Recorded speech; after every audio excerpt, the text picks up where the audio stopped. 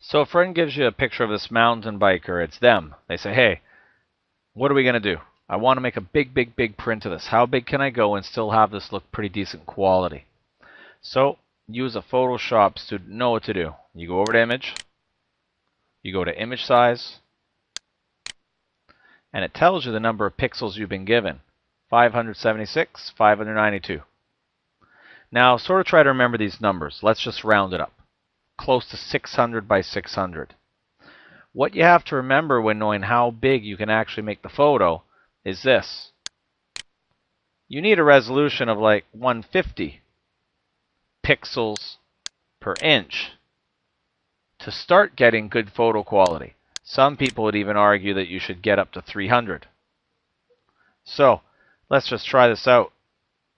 If we left it at 300 and we want to print an 8 by 8, well, 8 times 300, 2400 pixels. We weren't given 2400 pixels. If we're to hit OK right now, boom, it makes the picture bigger, but it's also very blurry. All it did was take the pixels we had and sort of made them all more pixels that were the same color and bigger. It can't magically just make a big sharp picture for us. So I'm going to go backwards.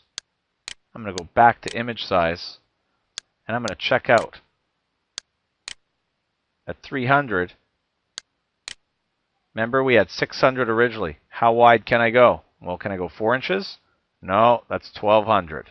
4 times 300. 2, 600. So that's about what we started with, around 600. So resolution 300, width 2. 2 inches, 300 pixels for each inch, 600 pixels. And that's what we started with, so that's good. You could click OK there.